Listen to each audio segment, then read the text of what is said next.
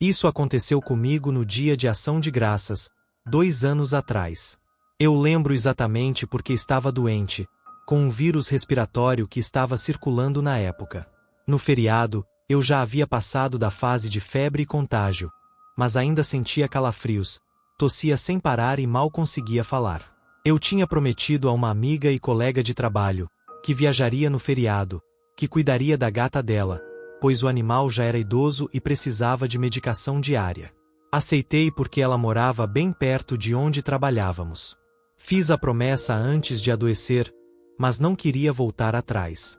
Também conversava com um amigo sobre como queríamos jogar tênis e boliche novamente, já que praticávamos no ensino médio. Meus equipamentos, raquetes e bola de boliche, estavam guardados na casa do meu pai porque o dormitório onde eu vivia era muito pequeno. Eu morava em uma cidade grande para estudar, por isso, não tinha carro. Usava transporte público. Como estava doente no feriado, não consegui visitar meu pai para o jantar de Ação de Graças. Mas eu estava extremamente determinada a buscar minhas coisas, já que só visito meu pai algumas vezes por ano. E se não pegasse naquele dia, demoraria meses até poder jogar novamente. Então, teimosamente, decidi que iria. Meu plano era simples. Eu pegaria o trem leve até uma estação próxima da casa do meu pai. Pediria ao meu irmão para levar meus equipamentos até lá e, na volta, desceria perto da casa da minha amiga para verificar a gata dela. O sistema de transporte da minha cidade ainda era bem irregular.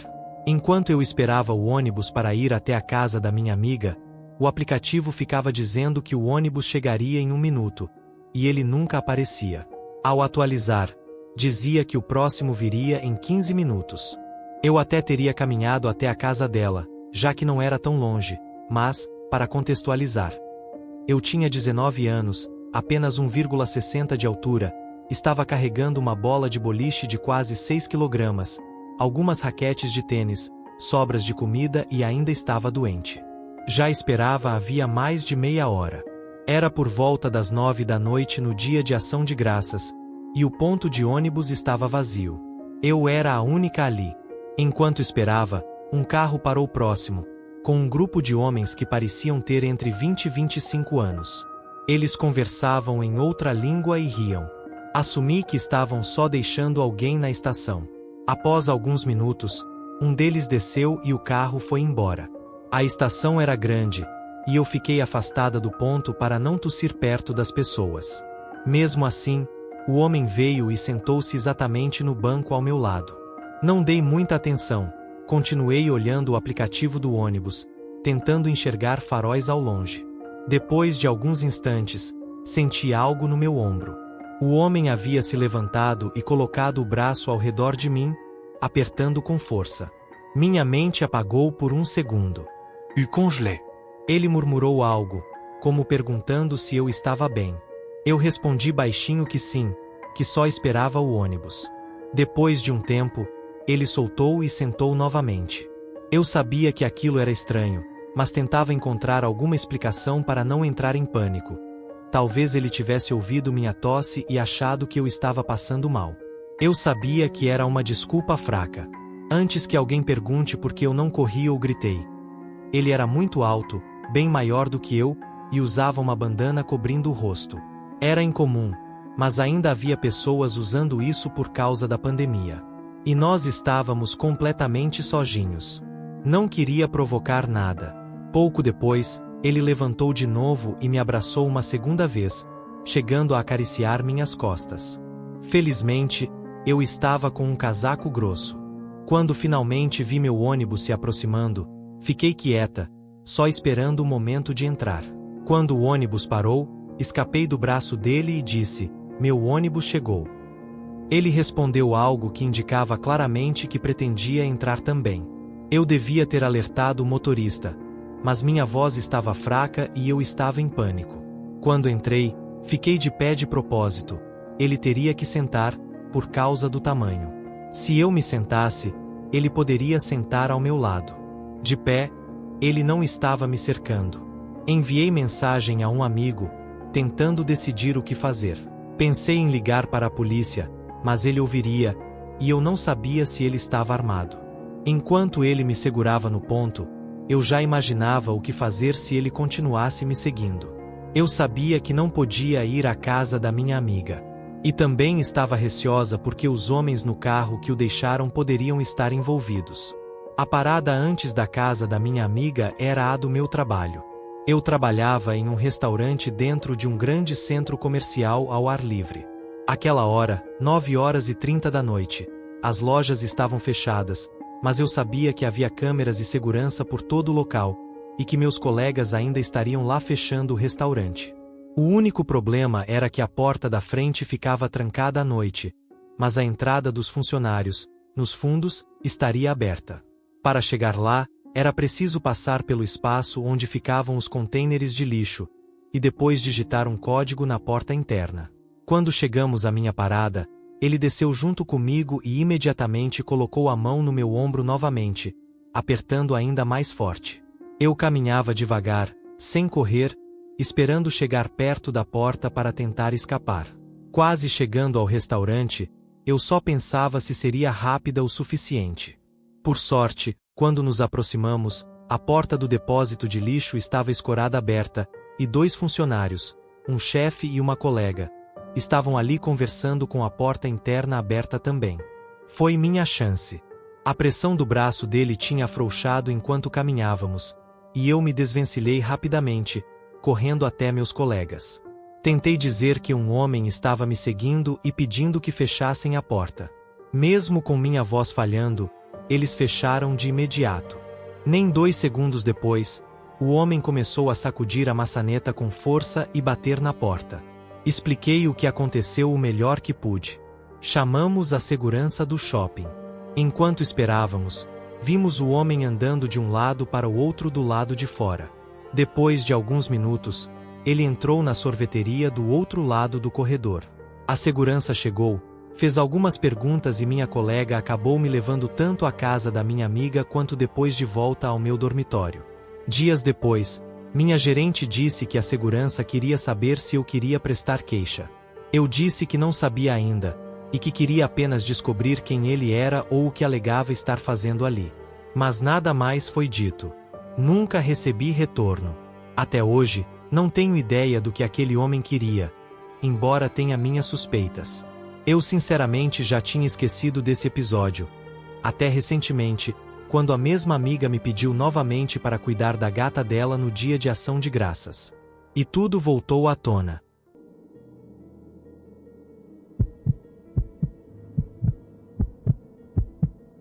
Isso aconteceu no começo de dezembro, 2 anos atrás, quando eu dirigi até as montanhas para visitar um velho amigo que eu não via fazia muito tempo. Vou chamá-lo de Scott, e meu nome real é Jeremy. Éramos amigos desde o ensino fundamental, mas depois da formatura ele se mudou com a família para uma pequena cidade nas montanhas. Com o passar dos anos, fomos simplesmente perdendo contato. Eu continuei trabalhando em Nova York e ele ficou lá em cima, nas montanhas.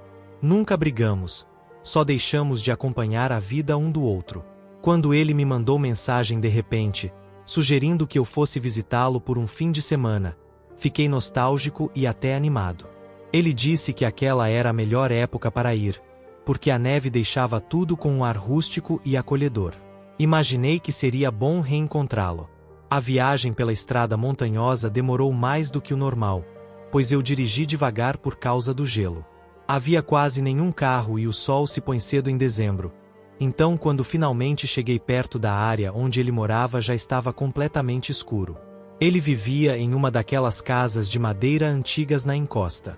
Havia poucas casas por perto, todas bem afastadas umas das outras. Era uma boa região para esquiar. Pena que eu não sei esquiar. Quando estacionei na entrada da casa e ele veio me receber, algo nele pareceu estranho. Não sei se era o jeito de falar, mais lento, ou as pausas que ele fazia como se esquecesse do que havia começado a dizer. Eu não o via fazia anos, então pensei que era apenas impressão minha. Ajudou a carregar minha mala para dentro. A casa era quente, porém quase vazia. Só um sofá, uma mesa, algumas cadeiras e algumas decorações antigas nas paredes. Ele disse que eu poderia dormir no sofá, que virava cama. Sem problemas. Havia um corredor longo e escuro bem de frente para o sofá, levando a um banheiro e 2 quartos vazios. Ele explicou que a casa tinha sido dos avós e que eles haviam falecido recentemente, então aqueles quartos estavam sem uso. Ele morava sozinho ali agora. O corredor não tinha luz no final e as portas estavam abertas, então da sala dava para ver um retângulo completamente escuro que ia até o fundo da casa. Por algum motivo, aquilo me deixava desconfortável, mesmo sem haver nada errado à primeira vista. Na primeira noite, conversamos um pouco sobre o passado, mas parecia tudo meio estranho. Scott estava mais retraído e socialmente esquisito, mas pensei que viver anos isolado nas montanhas poderia mesmo deixar alguém meio desajeitado. Quase não fazia contato visual e parecia olhar frequentemente na direção daquele corredor. Quando fui dormir, ele subiu para o quarto dele e eu fiquei no sofá. Deixei uma luz acesa perto do corredor porque a escuridão total me incomodava. Me senti meio bobo, mas não consegui apagar. Adormeci, mas por volta das 2 da manhã acordei com um barulho vindo do andar de cima. Logo percebi que eram passos rápidos, como alguém correndo de um lado para o outro. Depois pararam de repente. Fiquei esperando ouvir uma porta abrir ou fechar, qualquer coisa, mas o silêncio voltou absoluto. Eventualmente dormi de novo, mesmo completamente arrepiado. O segundo dia foi ainda mais estranho. Scott mal falou, quase não comeu. Quando eu perguntava se ele estava bem, ele só balançava a cabeça. Não entendia o comportamento dele, já que tinha sido ele a me convidar. Notei que ele foi até o corredor umas 5 vezes ao longo do dia. Como havia um banheiro lá, imaginei que era isso, embora eu nunca tenha ouvido descarga nenhuma. À noite, uma tempestade de neve atingiu a região. O vento batia na casa com força, fazendo até as paredes tremerem. Eu até gostei do clima, confesso. Preparei o sofá, fiquei um tempo no celular e dormi. De novo, acordei por volta de 2 da manhã.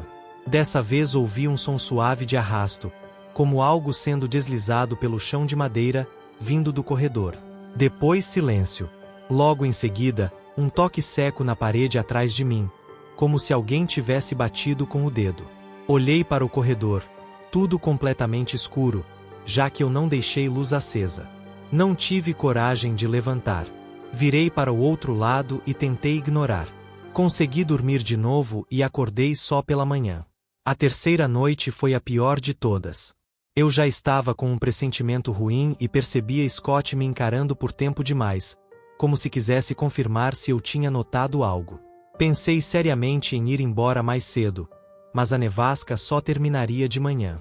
Depois do jantar, Scott subiu para o quarto e eu fiquei rolando no celular, me perguntando por que ele tinha me chamado ali.